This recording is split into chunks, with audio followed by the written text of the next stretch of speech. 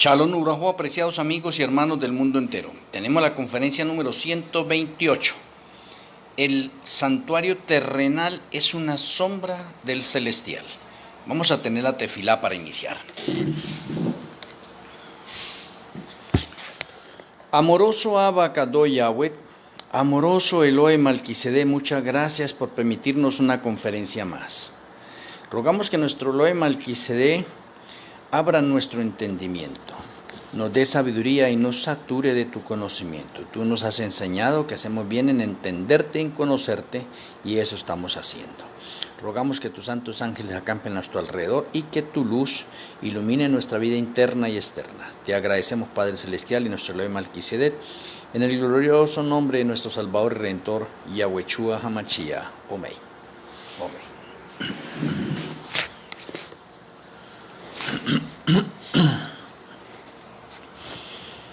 Bueno, este estudio, siempre como todos los estudios, como todas las conferencias, trato de resumirlo porque pues la mayoría de conferencias son bastante largas y yo trato de resumirlo. Lo mismo voy a tratar de hacerlo hoy en la parte del santuario terrenal como una sombra del celestial. Y tenemos una pregunta: ¿cuál es la diferencia entre el santuario terrenal y el celestial? Esa sería la pregunta. La Biblia nos dice que este santuario celestial es uno que el Señor levantó y no el hombre, según Hebreos 8:2. El santuario terrenal era copia y sombra de las cosas celestiales, según Hebreos 8:5. Y fue modelado según el santuario celestial que se le mostró a Moisés, para que pudiéramos aprender sobre lo que sucede en el cielo. De pronto tenemos que mirar nosotros ahora la realidad tanto del uno como el otro. O sea, ambos son reales, ambos son literales, ambos son literales. El santuario celestial es real. Los obreros de la hora undécima 2015-2030 creemos en la existencia de un santuario real en el cielo. Creemos en su literalidad. Usamos la palabra literal no porque entendemos que el santuario celestial esté construido con argamasa, sino para enseñar su realidad. Luego, no creemos que su existencia sea alegórica, figurativa o metafórica. Desde los escritos del Antiguo Testamento, las Sagradas Escrituras enseñan sobre la existencia de un templo o santuario real en el cielo.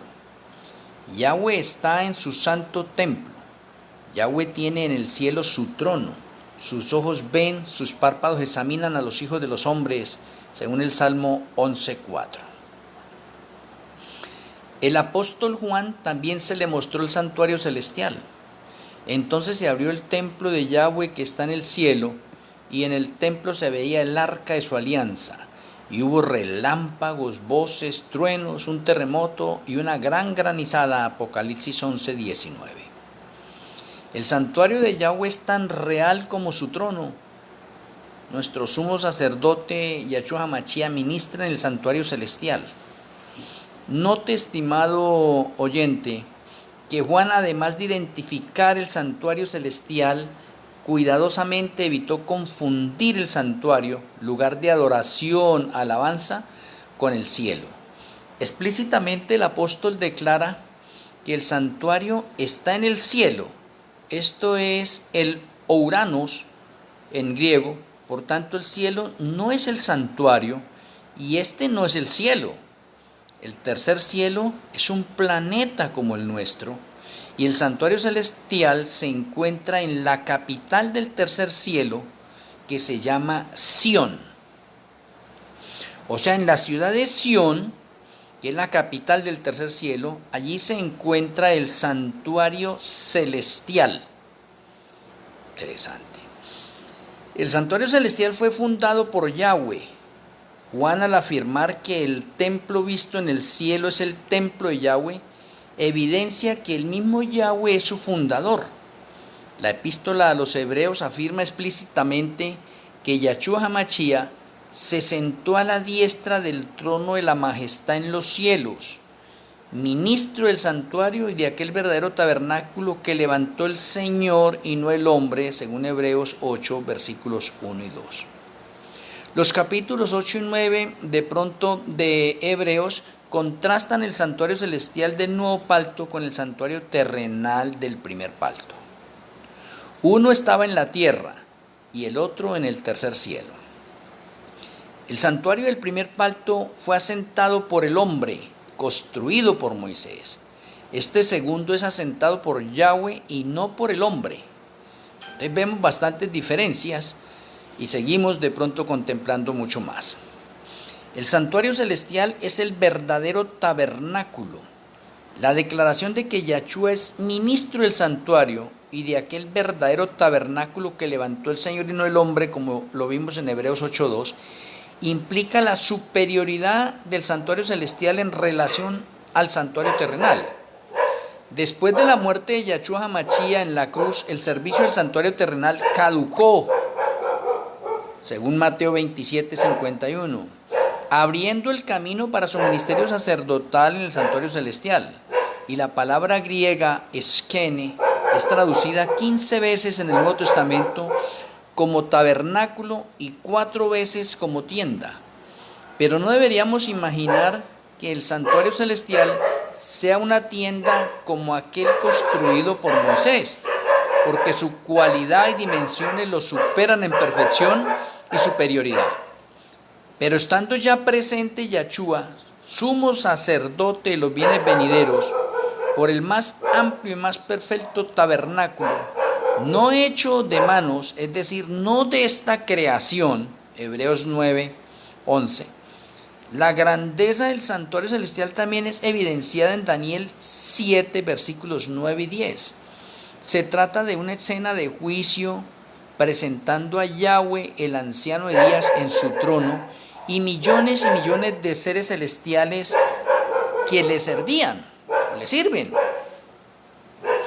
El santuario celestial sirvió de modelo para el santuario terrenal, porque en Éxodo 25, versículos 8 y 9, un texto que de pronto ha sido bastante enseñado por muchos predicadores, dice: y harán un santuario para mí, y habitaré en medio de ellos, conforme a todo lo que yo te muestre. El diseño del tabernáculo y el diseño de todos sus utensilios, así lo haréis.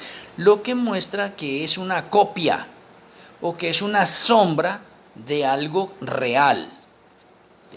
La palabra hebrea traducida como modelo es la palabra tanit. Y tanit se refiere a un diseño o modelo para un edificio, según 2 de Reyes 16, verso 10 y 1 de Crónicas 28, versos del 11 al 19, que ustedes lo pueden confirmar. Una imagen o figura de algo también, según Deuteronomios 4, 16 y el 18, Salmo 106, 20, Isaías 44, 13, Ezequiel 8, 10 y Ezequiel 10, 8. Se nos dice también que es una réplica o simil, según Josué 22, 28. O sea, generalmente describe un objeto tridimensional y en la mayoría de los casos presupone la existencia de un original. O sea, Moisés construyó el santuario y todos sus muebles en el desierto a través de una planta miniaturalizada del santuario celestial. Según el autor del libro de los Hebreos, los sacerdotes del antiguo pacto sirven a lo que es figura y sombra de las cosas celestiales, como se le advirtió a Moisés cuando iba a erigir el tabernáculo, diciéndole: mira, haz todas las cosas conforme al modelo que se te ha mostrado en el monte, según Hebreos 8:5. En este texto la palabra figura viene del respectivo término griego hipodeima, que también significa copia o imitación. Ya el término sombra es traducción de esquía, que significa una proyección de algo mayor. O sea, la sombra no es la realidad principal ni original, sino una proyección venida de un modelo o una realidad mayor. El santuario terrenal por lo tanto, es una sombra del original celestial que se encuentra en el tercer cielo. Los corderitos sacrificados eran una sombra proyectada hacia atrás del Cordero de Yahweh muerto en el Calvario. O sea, igualmente los sacerdotes terrenales eran una sombra del sacerdote celestial Yahshua HaMashiach, porque su ministerio en el santuario celestial era el gran objeto que arrojaba su sombra hacia atrás y aclaraba el ministerio del sacerdocio judío. Lo que de pronto muchos de nosotros nos hemos quedado, y por eso la parte tener esta conferencia hoy, para aclarar un poco el santuario terrenal con el santuario celestial. El santuario celestial y el terrenal se relacionan estructuralmente, o sea, tenía empero también el primer pacto reglamentos del culto y el santuario mundano, Hebreos 9:1. O sea, note la expresión en cursiva también, la estructura de dos departamentos del santuario terrenal apunta no solamente a un santuario celestial con dos partes, sino también al ministerio en dos fases de Yahshua en ese lugar. Entre tanto, tomando en cuenta que el santuario celestial sirvió de modelo para el terrenal, el santuario celestial sirvió de modelo para el terrenal, que eso es preciso y eso es lo que tenemos en mente muchos estudiosos de orden profético, deberíamos ver principalmente el santuario terrenal a la luz del celestial y no al contrario. Pero nos hemos quedado de pronto relevados nosotros viendo las sombras y figuras y desconocemos el celestial. La parte del santuario terrenal era para adentrarnos o prepararnos para entrar también nosotros al celestial.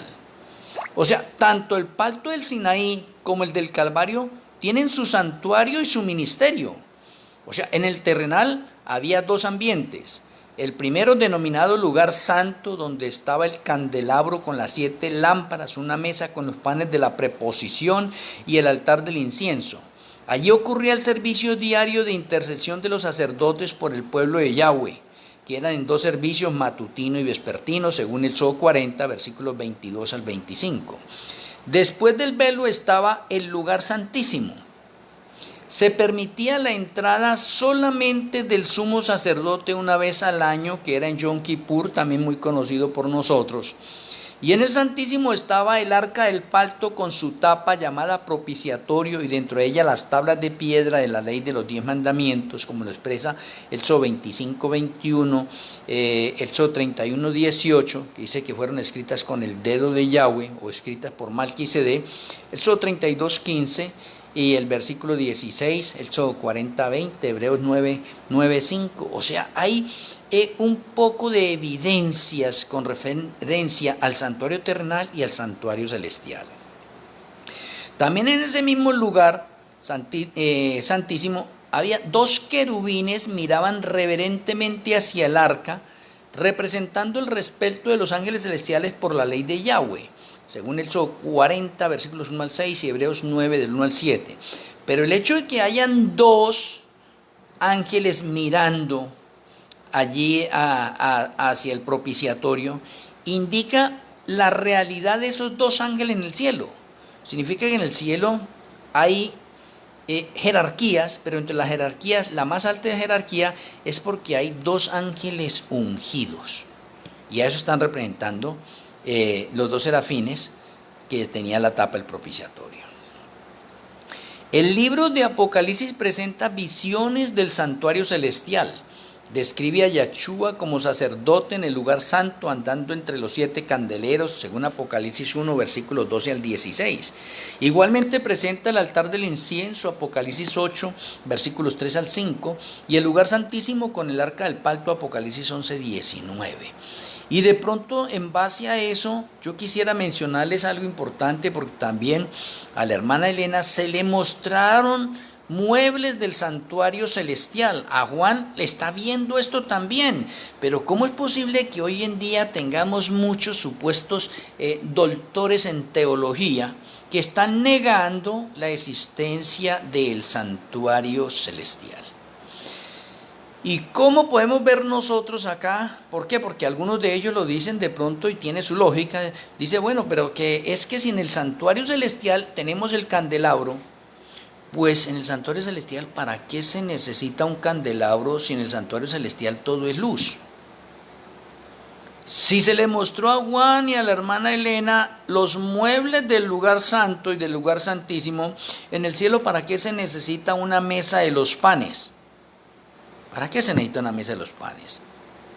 ¿Para qué se necesita un altar del incienso? Ahora déjenme mencionarles esto. Independientemente que se le mostró a Juan y a la hermana Elena muebles del santuario, significa que esos muebles del santuario allá en la ciudad de Sión es como si fuese un museo. Y en base a esos muebles que están allá y que se tomó como referencia para mostrarle a Moisés cómo debía hacer el santuario en base a la realidad y que lo que Moisés estaba haciendo sería una sombra, nos muestra en ese momento que esos elementos, esos muebles del cielo están allá como una especie de museo. No porque se esté realizando allá que haya el candelabro y que hay que estarlo prendiendo todos los días y que están los 12 panes allí. No, eso no. Allá en el cielo lo que vemos ahora es la realidad. Pero de que vemos nosotros la realidad, estamos viendo unos muebles también literales, pero esos muebles literales no son para un uso litúrgico. El uso litúrgico se le da en el santuario terrenal a esos muebles. Pero en el cielo lo que usted tiene que ver, lo que nosotros tenemos que ver, es la realidad de lo que está mostrando el santuario terrenal o las sombras. O sea, el santuario celestial y el terrenal se relacionan funcionalmente.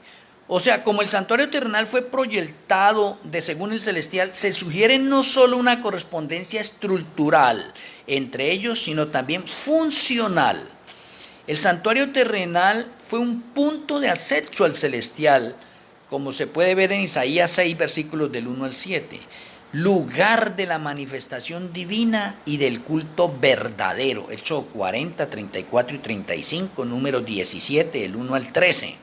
O sea, el santuario celestial que se encuentra en la capital del tercer cielo, y que espero que ustedes ya se lo hayan aprendido, la capital del tercer cielo es Sión.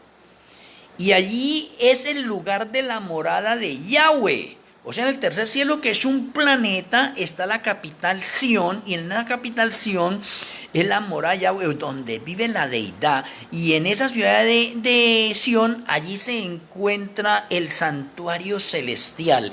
Y en el santuario celestial hay dos tronos reales representados en la sombra, como la mesa de los panes y el arca. Entonces estamos mirando algo bien. O sea, el lugar de la morada de Yahweh es el lugar de reunión, de adoración y donde Él manifiesta su voluntad, juicio y perdón. Según 1 Reyes 8, 31, 32, el 34, el 36, el 39, 43, mejor dicho, léelo todo. Daniel 7, 9 y 10, muy conocido, que empieza el juicio y que los libros se abren, como Apocalipsis 4, versículos 4 al 11. O sea, es el lugar donde Elohim trascendente se encuentra con sus criaturas celestiales, o es el lugar donde Elohim reina, o es el lugar que tiene dos lugares específicos. Lugar santo es un lugar donde entran de pronto las personas, los visitantes de los otros mundos, a rendir cuentas a Yahweh. Y el lugar santísimo es el lugar oficial de adoración. Me parece bastante bonito esto, ¿no? O sea, Yahweh, Él condesciende en morar entre sus criaturas, entrar en su esfera de acción, morar en la tierra y en el cielo con el fin de hacerse accesible a ellas, o acercarse o tener una relación más cercana con sus criaturas. Primera de Reyes 8, 27 al 30, que ustedes pueden confirmarlo. O sea, el santuario terrenal representaba el santuario celestial, donde la capital Sión es el centro del gobierno de Yahweh. y era llamado el tabernáculo del testimonio, según Números 17:7, porque ahí estaban las tablas del testimonio de Éxodo 31:18, que fueron escritas por el dedo de Yahweh o por Malquisedec, Números 17:4, o sea, la copia de la ley de Yahweh escrita por el dedo de Malquisedec en tablas de piedra. O sea, en el santuario celestial está la ley original. O sea que los 10 mandamientos del planeta Tierra también es una copia del original. Por lo tanto, podríamos decir que oficialmente tenemos dos leyes escritas por Malquisedec. Una está en el cielo y la otra en la que se encuentra en el arca, que está escondida acá en el planeta Tierra. Por lo cual eso demuestra que el santo es rey y rige a todos los seres pensantes del universo, o a todos los seres inteligentes, incluidos los innumerables mundos. O sea, en el santuario celestial está el centro de nuestra esperanza. En este santuario está Yahshua, nuestro sumo sacerdote y centro de nuestra esperanza, realizando la obra final en favor de su pueblo o de nosotros. El santuario que está en el tercer cielo es el mismo centro de la obra de Yahshua en favor del hombre. Y cuando hablo del tercer cielo, de pronto no estamos familiarizados con eso, pero de pronto en la parte nuestra, es decir, que el tercer cielo es un multiverso. Es diferente a la parte del universo en que estamos nosotros. Ahora, concierne a toda alma viviente sobre la tierra estar pendiente de los acontecimientos que están sucediendo en el tercer cielo, específicamente en la ciudad de Sión.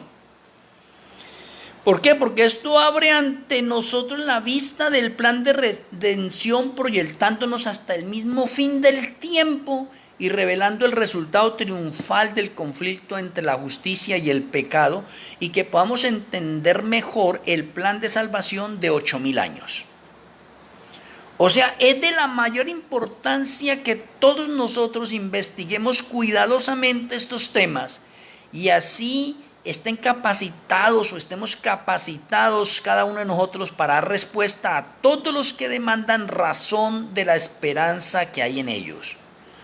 Esto es bastante interesante de pronto esto que estamos mirando. Por eso digo, de pronto trato de resumir esto un poco acá para que tengamos la idea principal nosotros del santuario terrenal y del santuario celestial. Meditemos en Yahshua crucificado, pero también en el resucitado y ministrando en nuestro favor en el santuario celestial. Acerquémonos pues confiadamente al trono de la gracia para alcanzar misericordia y hallar gracia para el oportuno socorro, Hebreos 4:16. Porque ya él, Yahshua, fue ofrecido una sola vez para llevar los pecados de muchos y aparecerá por segunda vez sin relación con el pecado para salvar a los que lo esperan. Hebreos 9:28.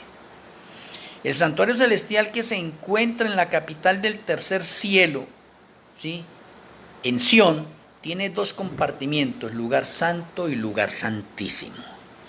Espero de pronto que podamos captar algo importante de pronto de la conferencia hoy. Número 1, el tercer cielo es un planeta como acá, como el planeta Tierra.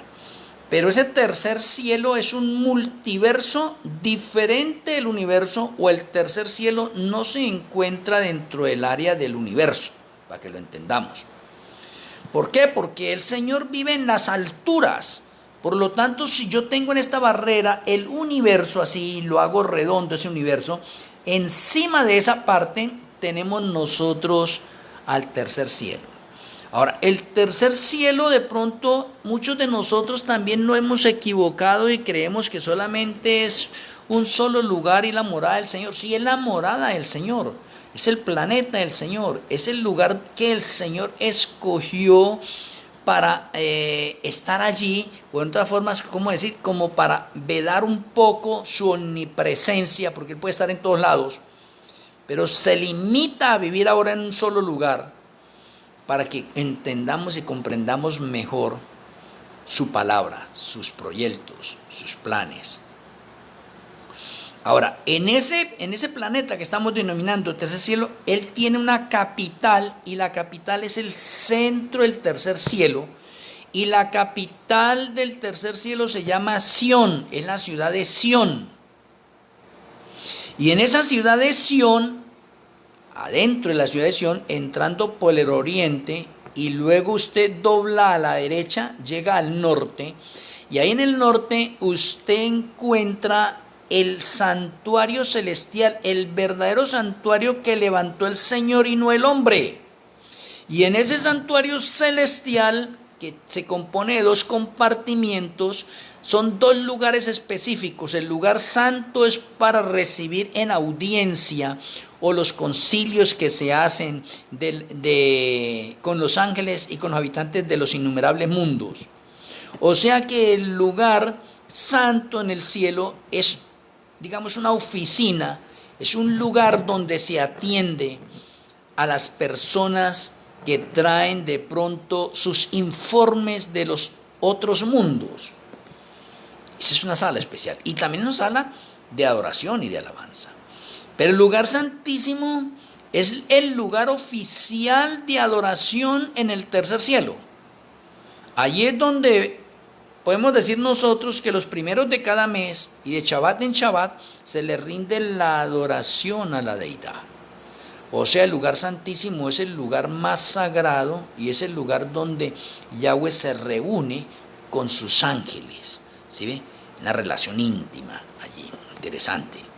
Muy importante mirar eso. Ahora, miremos lo otro.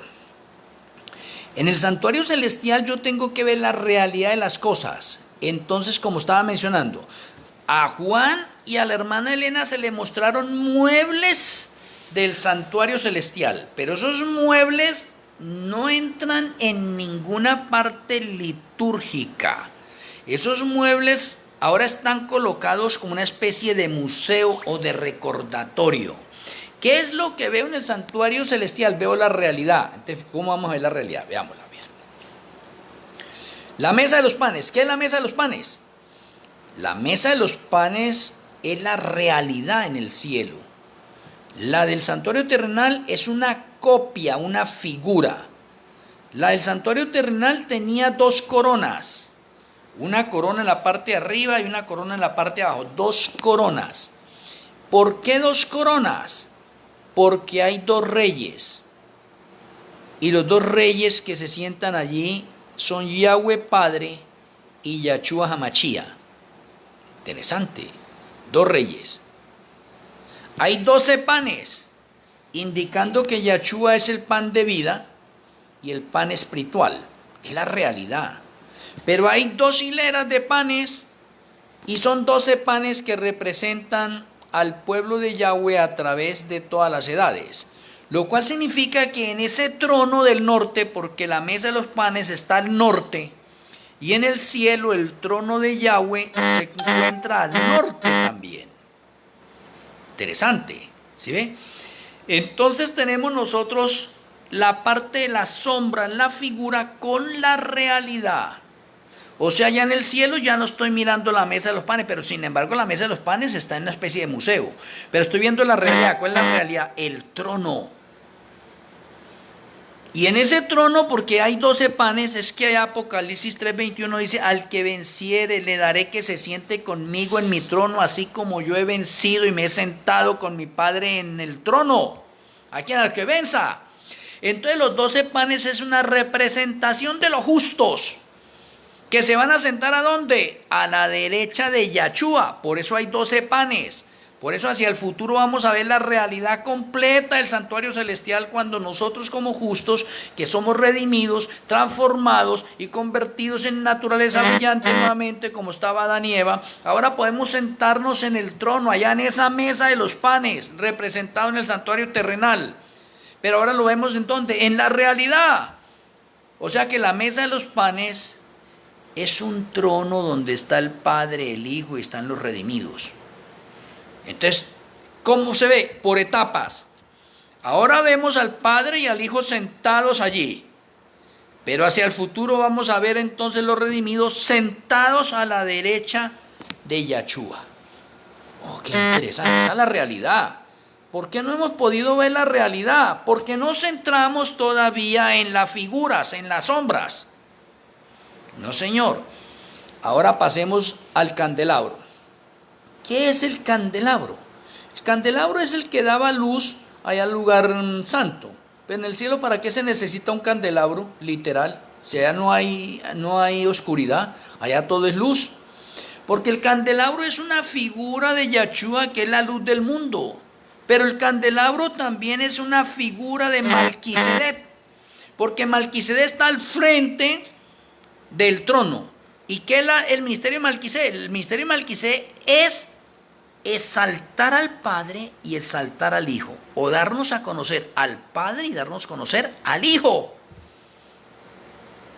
O sea que podríamos mencionar nosotros que el candelabro en primera instancia representa a Malquisedec, en segunda instancia representa a Yahshua HaMashiach, y ambos son luz. Pero se nos ha dicho a nosotros también que nosotros somos la luz del mundo. Por lo tanto, nosotros también somos sacerdotes, y como sacerdotes tenemos que realizar un ministerio, y estamos representados también ¿en dónde? En el candelabro. Oh, qué interesante. O sea, estamos viendo la realidad. Ahora, si entro al altar del incienso, el altar del incienso es la obra intercesora que está haciendo Yahshua en el santuario celestial. No es que Yahshua se vaya allá a quemar incienso en un altar que hay allá en el cielo. No, señor. Yahshua es la realidad del altar del incienso. Yahshua es nuestra justicia. Mire que estamos mirando la realidad. A eso es que nos tenemos que centrar nosotros, no seguirnos quedando en las sombras. Las sombras y las figuras me van a mostrar una verdad superior o una luz superior. Pero el problema que hemos tenido nosotros es que la mayoría se han quedado en las sombras y en las figuras y no pueden ver la realidad, la belleza a la cual nos quiere llevar el santuario terrenal. O sea, el santuario terrenal, que es una copia, una figura, una sombra. El fin de ese santuario terrenal es llevarnos a comprender la realidad que se está realizando en el santuario celestial y que entendamos y comprendamos un poquitico más profundamente cómo es el cielo, pero nos hemos quedado, de pronto todavía algunos creen que estar en el cielo es ver esos angelitos pequeñitos por ahí volando en una nube y que lo notan como aburridor. No han logrado comprender bien la plenitud. Ahora déjeme mirarle algo importante para que usted lo vea. He tenido unas charlas y unas conferencias, unos talleres con personajes que saben mucho del santuario o dicen saber mucho del santuario. Y ellos llegan a la conclusión que en el tercer cielo no hay sino lugar santo y lugar santísimo. No hay más. Y yo le digo entonces, ¿cómo puede ser eso realidad si el santuario terrenal tiene campamento, tiene atrio, tiene lugar santo y tiene el lugar santísimo? Y usted me está diciendo ahora que en el cielo no hay sino lugar santo y lugar santísimo. O sea que el Señor está como si fuera en una especie de cárcel. No, señor. El santuario terrenal me representa que el campamento representa el mundo entero. Todas partes del mundo.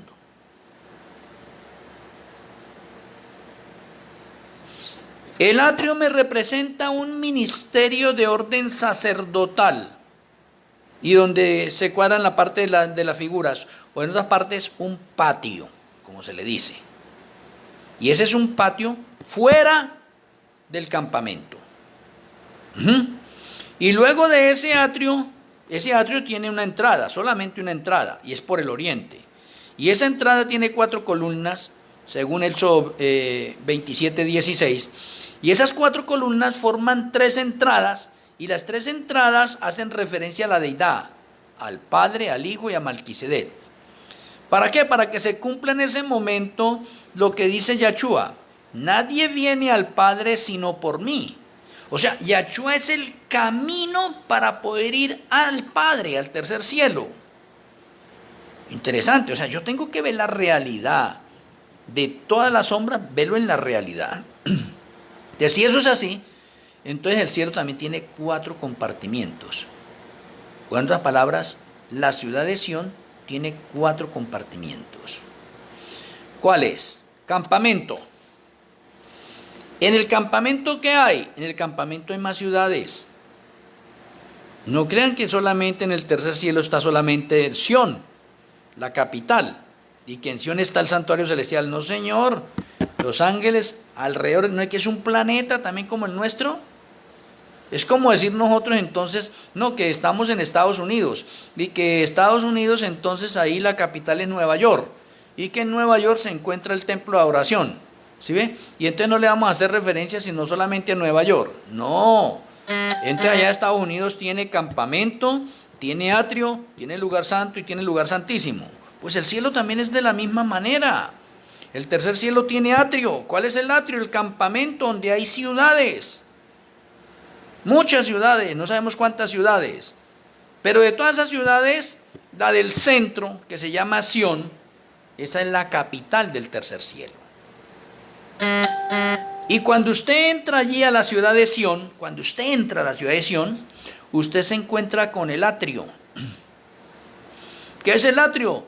Pues las calles, habrán parqueaderos allí, ahí está el río de la vida, y las calles que son de oro también, parecía la Nueva Jerusalén, así en otra parte, y usted va entrando, eso es el atrio.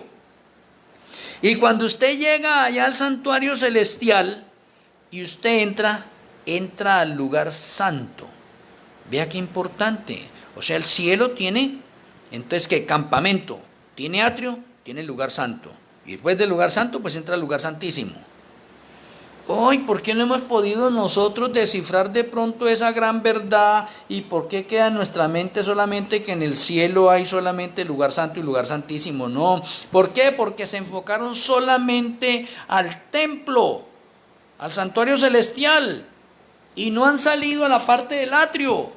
Por eso el santuario terrenal es una copia, es una figura, es una sombra, para que entendamos nosotros el tercer cielo, entendamos el ministerio de Yahshua HaMashiach. Pero no sé por qué de pronto muchos, hasta ahora de pronto ustedes estarán escuchando esto, y si algunos ya lo han escuchado ha sido porque han visto alguna de nuestras conferencias en este momento, estudios o artículos que he publicado. ¿Sí ve? O sea, ¿qué es lo que estamos haciendo? Mostrándole al mundo la realidad de qué es lo que está haciendo Yahshua en el santuario celestial, donde el santuario terrenal era una copia, una figura. El sacerdote, los sacerdotes que ministraban todos los días allí en el servicio matutino y vespertino, son una figura de Yahshua HaMashiach, son una sombra de Yahshua HaMashiach. El sumo sacerdote que ministraba una vez en el Yom Kippur, ¿sí ve? Y que entraba al lugar santísimo solamente una vez, es otra figura de Yahshua HaMashiach. Otra figura de Yahshua HaMashiach. El altar de los sacrificios es una figura de Yahshua HaMashiach que nos dice que Yahshua iba a morir en la cruz. ¿Por qué? Porque ese altar en ese momento fue hecho como una especie de escalera o escalinata hacia arriba, lo cual simbolizaba que Yahshua iba a morir entre el cielo y la tierra. O sea, ya estaba especificado en el santuario. Que de pronto muchos no lográramos comprender eso es diferente, pero ya está especificado que Yahshua iba a morir allí en la cruz. ¿Y por qué iba a morir en la cruz? El santuario lo decía, porque los muebles fueron colocados ordenadamente, y cuando usted ve los muebles forman una cruz. Entonces tengo altar del sacrificio, lavacro, luego tengo allá al frente el altar del incienso, al lado del norte tengo la mesa de los panes, y al lado del sur tengo el candelabro, y entro más allá el arca, y usted mira la posición, una cruz. O sea que el mismo santuario nos estaba diciendo la realidad, nos estaba diciendo que iba a venir el Mesías, y que iba a morir entre el cielo y la tierra, y que iba a morir en la cruz. Pero no fuimos capaces de entender nosotros el mensaje del santuario, ni siquiera en el santuario terrenal, viendo las realidades. Oye, eso es increíble. Por eso hoy, a través del santuario terrenal, el santuario terrenal se volvió hoy en día, digamos que, una fuente de estudio para poder comprender mejor la obra ministerial que está haciendo Yahshua HaMashiach en el cielo. Pero muchos se han quedado con las sombras y las figuras y no han entrado todavía al santuario celestial. No han entrado. Y entonces yo no quiero decir en este momento que es que no sea importante hablar de pronto de los muebles del santuario celestial con sus medidas, cómo fueron hechos, qué simbolizaban. Sí, eso es importante, porque esa es una verdad ya antigua, ¿sí? Y esas verdades antiguas tenemos que retomarlas ahora para ver una verdad mayor. No quedarnos con esa, sino ahorita extendernos a la realidad. Y ahí es donde muchos se han quedado. Por lo tanto, hablar hoy de estas cosas en el sentido de la realidad, pues esto es novedoso, esto es maravilloso. Ahora déjeme mencionarle algo importante y algo fundamental. Ya lo he dado, pero si tengo que volverlo a repetir, lo repito. Pero voy a resumir unas cosas acá y de pronto mañana repito eso porque es clave. Todavía muchas mentes no lo tienen claro. Cuando usted va a Daniel 7, versículos 9 y 10, se va a dar cuenta de una escena de juicio. Y cuando usted va a Apocalipsis 20, versículos 12 al 14, se va a dar cuenta de otra escena de juicio. Y cuando usted va a esas otras dos partes, digamos que esas dos partes nomás, y sin mencionarle otros textos bíblicos, esas dos partes desbaratan la posición de la iglesia de la Odisea con referencia a que el juicio se hace en 3 libros. La desbarata. Y le voy a decir por qué. Porque Daniel 7, versículos 9 y 10 dice, y los libros se abrieron.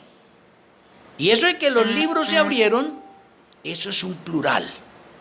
Y en la parte hebrea, la parte para los es mínimo 3. Para nosotros comienza de 2 en adelante. O sea, para nosotros los podría ser 2.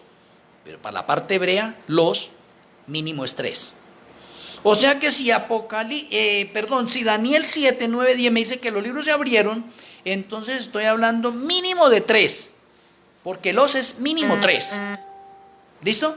Pero cuando usted va a Apocalipsis 20, versículos 12 al 14, dice, los libros se abrieron y otro libro fue abierto, el cual es el libro de la vida del Cordero.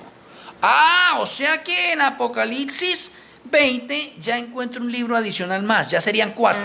Ya mínimo serían 4, porque los libros se abrieron, son 3, y otro libro fue abierto, el libro de la vida del Cordero, son 4. Entonces, ¿por qué la iglesia de la Odisea es tan terca y orgullosa de decir que son 3 nomás? ¿De dónde? ¿Y de dónde entonces encontramos nosotros que las Sagradas Escrituras en el Salmo 50, verso 1, el verso 4 y el verso 9, me están hablando del libro de rebeliones donde se anotan todos los pecados nuestros? Entonces ese sería un 5.º libro. Y eso tiene evidencia en la parte de orden bíblico. Y si yo voy a Daniel 10:21, encuentro el libro de la verdad. Y el libro de la verdad son las Sagradas Escrituras. Ese es otro libro. 6 libros. Pero déjelo hasta ahí nomás. Entonces, no son 3 libros. Pero miremos qué enseña el santuario. La sombra. Vayamos a la sombra. Para luego entrar en la realidad. Recuerde que la sombra es la que me muestra la realidad. Si la sombra me dice una verdad, yo tengo que creer en esa verdad. Yo no tengo por qué creerle a mis líderes que están equivocados. Yo le creo a los líderes cuando me muestran una verdad y yo la confirmo. Oh, gracias Señor, porque has utilizado a este vaso para esta enseñanza. Bendito sea tu nombre. Pero cuando el líder está equivocado y yo lo confirmo, yo no tengo por qué creerle a él. Ahí ya. Y eso es lo que enseña el santuario. Entonces el santuario me enseña los libros. Ahora miremos. El santuario me enseña allá en el altar de los sacrificios que en las 4 puntas del altar del sacrificio hay cuernos. Entonces hay 4 esquinas, lo cual significa que el altar del sacrificio tiene 4 cuernos. 4 cuernos. Escuchen eso, 4 cuernos. Luego entramos al lugar santo y voy al altar del incienso, y el altar del incienso también tiene cuernos en sus esquinas, otros 4 cuernos. Entonces hay 4 cuernos en el altar de sacrificios y 4 cuernos en el altar del incienso, total 8 cuernos. Y déjeme decirle, y el santuario no me muestra más cuernos. Son 8 cuernos. Ahora déjeme mencionarle a usted. Si hay 8 cuernos, ahora ¿qué significan los cuernos? Entonces usted va a ir a la parte profética y me va a decir, es que los cuernos representan a un rey. Es verdad. Los cuernos representan a un reino. Es verdad también. Los cuernos representan ¿qué? Fuerza, poder, autoridad. También es verdad. Pero ¿sabe qué es lo que se ha olvidado?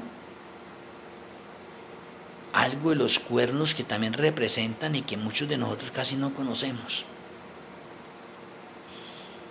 Y miremos a ver si ustedes lo logran conectar. A las 9 de la mañana sale el sacerdote a la puerta del atrio y donde está toda la persona dice, ¡alto!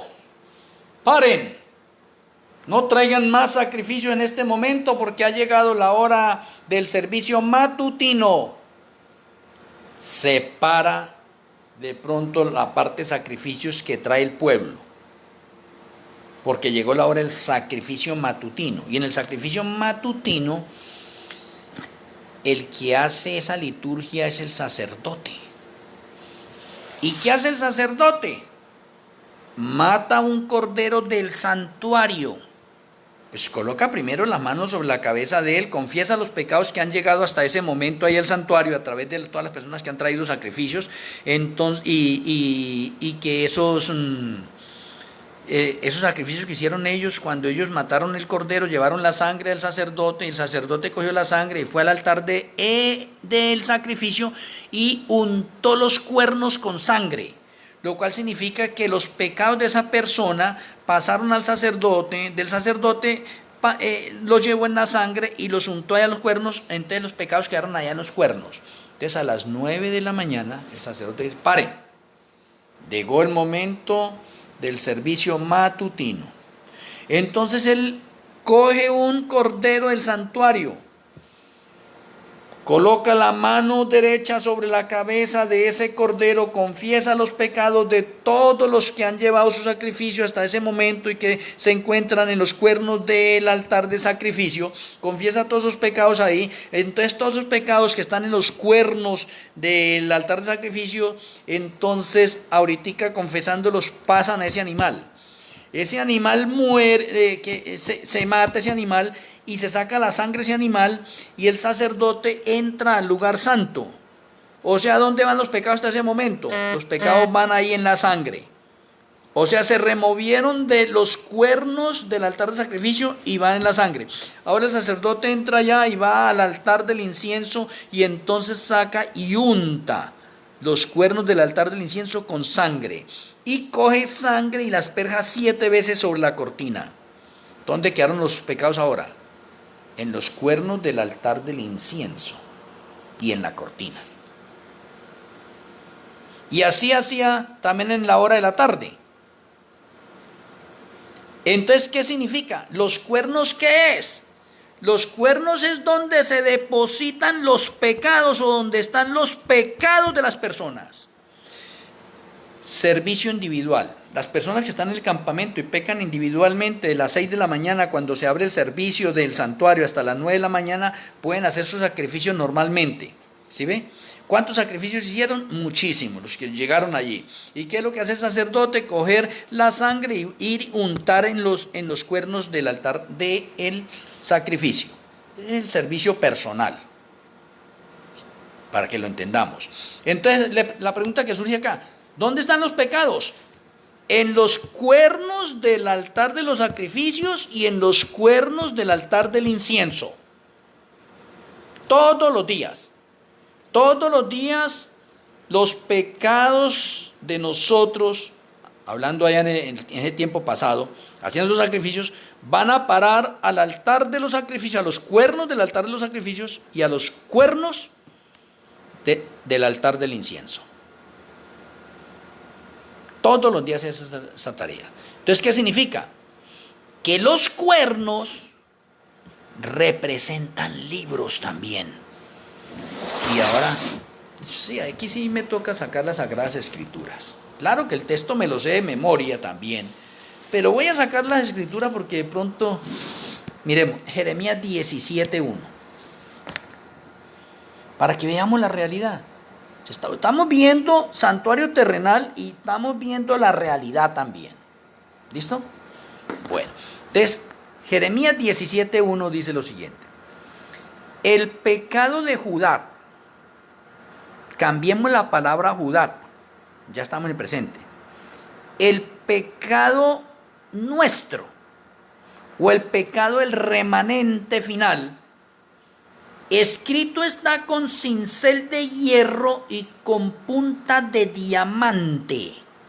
Oh, ¿qué significa eso que está escrito? Escrito. Si está escrito es porque esos pecados están escritos ¿en dónde? En unos libros. Hay unos libros para escribir esos pecados. Porque ahí dice, está escrito. Con cincel de hierro y con punta de diamante, simbolizando que nadie puede borrar eso. Nadie puede cambiar eso. Esculpido está en la tabla de su corazón. O sea, las personas, nosotros lo tenemos en nuestro corazón, en nuestras conciencias. No necesitamos que nadie nos diga nada. El pecado nuestro está esculpido allí, y aunque nosotros engañemos al mundo entero, no podemos engañar a Yahweh. Y en los cuernos de sus altares, mire este texto tan importante. Este texto está diciendo que los cuernos de los altares se llevan los pecados, o que en los cuernos de los altares está escrito nuestro pecado. Por lo tanto, los cuernos de los altares también es un símbolo para los libros. Oh, los libros del cielo. Oh, me parece interesante ese texto. Entonces, ahora la realidad. El altar de los sacrificios y el altar del incienso tienen cuernos. ¿Cuántos cuernos hay? 8. Y de acuerdo a las Sagradas Escrituras, si en los cuernos es una relación de juicio, porque el altar de los sacrificios está mostrando una obra de juicio, porque hay la muerte de un cordero, hay juicio. Y en el altar del incienso hay juicio, porque se está quemando incienso en favor de los santos. Por lo tanto hay juicio. O sea que los dos altares también es una figura de juicio. Y por eso es que en 1844 entramos al Yom Kippur, o al juicio investigador, y los libros se abren. ¿Por qué? Porque comienza el juicio. ¿Y dónde es que están escritos nuestros pecados? En esos libros. Por lo tanto, esos libros son una evidencia en el santuario celestial de nuestra situación. Y como les acabo de mostrar, tenemos en el Salmo y en Apocalipsis el libro de la muerte. Tenemos en Nehemías y en Timoteo el libro de las obras buenas. Entonces tenemos en el Salmo 139, versículo 139, se me fue, 139, venga, lo mire porque se me olvidó. Salmos, ahí tenemos nosotros el libro personal de nosotros, y es versículo 16. Oh, interesante. Y el Salmo 56:8. Bueno, entonces tenemos 8 libros. Voy a repetírselo a ustedes, porque esos 8 libros son la realidad de los 8 cuernos del santuario terrenal. Recuerde que el santuario terrenal es una sombra, una figura, y eso tengo que verlo en la realidad en el santuario celestial. Entonces, si en el santuario terrenal tengo 8 cuernos, y en los cuernos se untaba sangre, ahí están los pecados, entonces los cuernos es un símbolo también de los libros. Oh, interesante. Entonces en el cielo tengo que encontrar la realidad, tengo que encontrar el número 8 también. ¿Cuáles son los 8? Véanos, por favor. Libro de la vida personal de nosotros, donde se anota todas las cosas buenas y malas que hacemos todos los días. Ese es el libro personal, o la biografía nuestra, escrita por el ángel de la guarda. Número 1. Importante. Tenemos el libro de las rebeliones, o el libro de los pecados, del Salmo 50, versículo 1, 4 y 9, donde se registran todos los pecados que cometemos nosotros.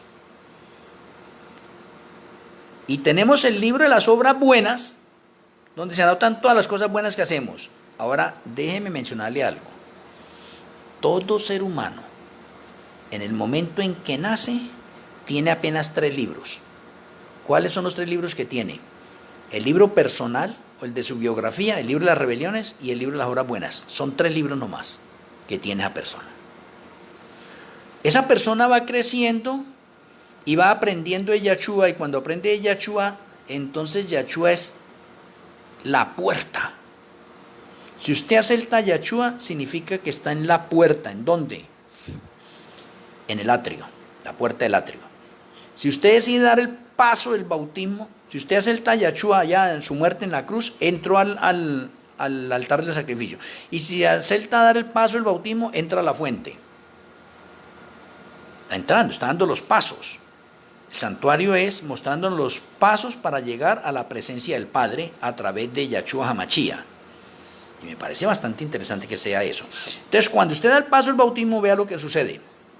Una persona da el paso del bautismo tiene 3 libros. Entonces, todos los pecados que ha cometido hasta ese momento están anotados en el libro de las rebeliones. Todos, porque no tiene sino 3 libros. Pero cuando da el paso del bautismo, entonces se cumple Miqueas 7, versículo 18 y 19. Yahshua perdona todos nuestros pecados y los echa al fondo del mar y no vuelve a acordarse nunca más de ellos. Entonces, ¿qué significa? Que en el momento del bautismo, Yahshua va al libro de las rebeliones y borra todos los pecados que hemos cometido nosotros. Nos anota en el libro de la vida del Cordero, un libro nuevo, y allá 4, libro de la vida del Cordero, y nos abre un libro nuevo denominado libro de memorias. 5 libros ya ahí. 5 libros. Cuando la persona da el paso del bautismo. Oye, interesante. Empezamos con 3, pero con el paso del bautismo, nuestro nombre es anotado en el libro de la vida del Cordero y se nos abre un libro nuevo, libro de memorias, y en ese momento nosotros somos una criatura nueva. Hay fiesta en el cielo y debiera haber fiesta en la tierra porque hay un nuevo Hijo de Dios con título. Una nueva criatura, una nueva creación, y ya tiene 5 libros. Pero seguimos avanzando porque hemos pecado y seguimos pecando en ese momento, y llegó el momento del juicio.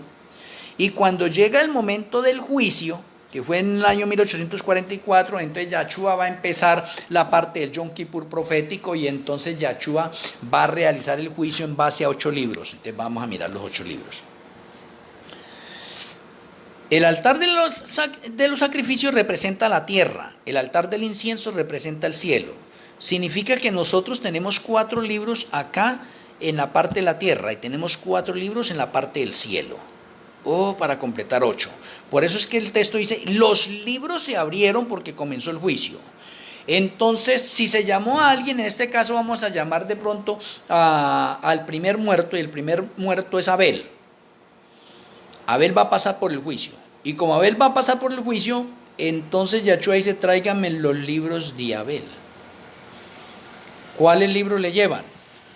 Los representados allí en el altar de los sacrificios. Libro personal de Abel, libro de las rebeliones de Abel, libro de las obras buenas de Abel y libro de memorias de Abel.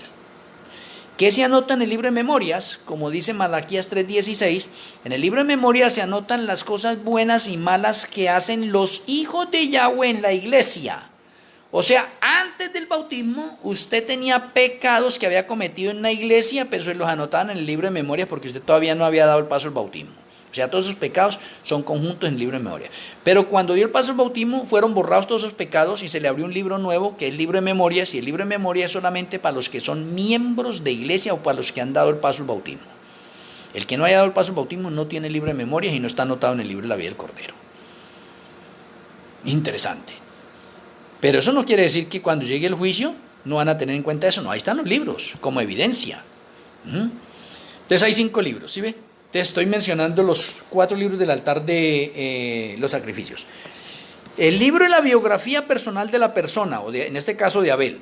El libro de las rebeliones, el libro de las obras buenas y el libro de memorias. 4 libros representados en el altar de los sacrificios.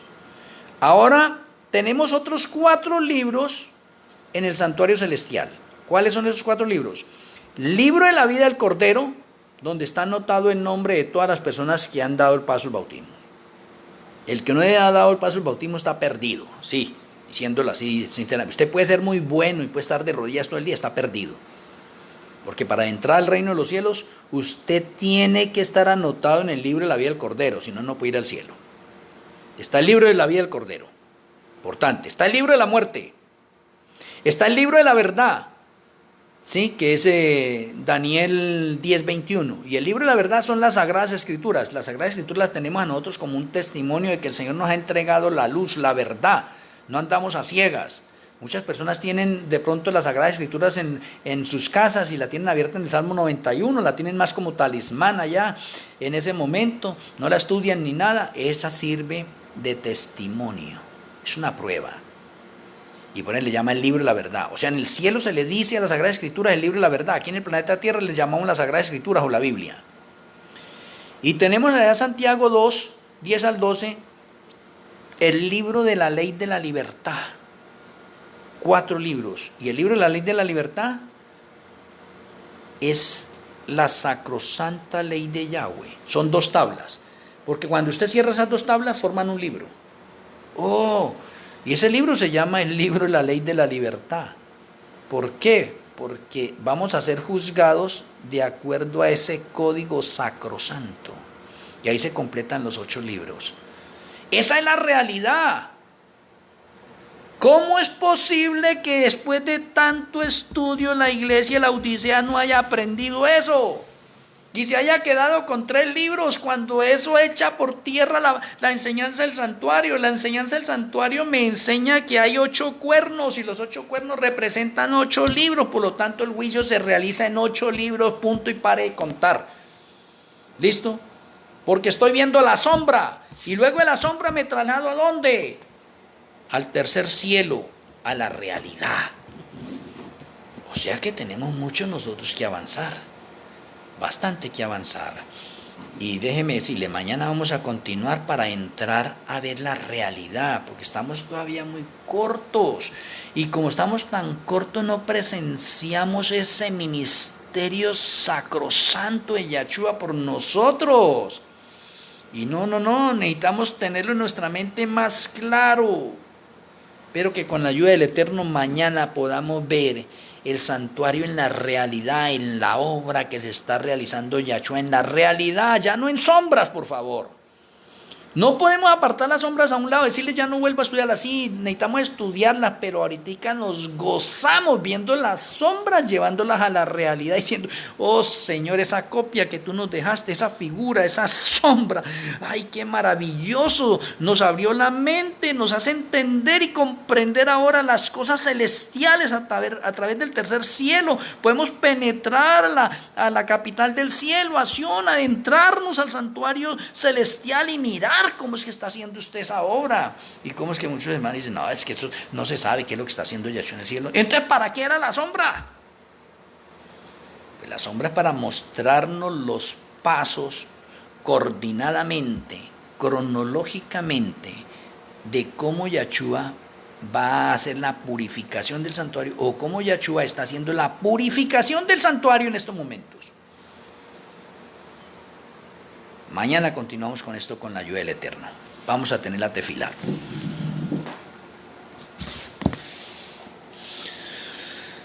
Amoroso Abba Kadosh Yahweh, amoroso Elohim Malquisedec, muchas gracias por la conferencia que nos ha dado, porque ha abierto nuestra mente, hemos podido comprender un poco de pronto el santuario terrenal y lo hemos llevado a la realidad en el santuario celestial y hemos podido comprender y entender hoy unas verdades maravillosas en la realidad del santuario celestial. Permita que en el día de mañana podamos continuar en este estudio y que tú nos sigas dando la sabiduría necesaria porque queremos cada día saturarnos más de ti. Que tu bendición repose en nuestras vidas. Te agradecemos, Padre Celestial, y nuestro Elohim Melquisedec, en el glorioso nombre de nuestro Salvador y Redentor, Yahshua HaMashiach. Amén, amén. Apreciados amigos y hermanos del mundo entero, una vez más así desde esta finca aquí en Colombia, allá para el mundo entero, en los lugares que usted se encuentre, un abrazo sincero y de todo corazón. Les amo en Yahshua HaMashiach. Shalom Ubrajot, feliz noche y mañana nos vemos. El Eterno les bendiga.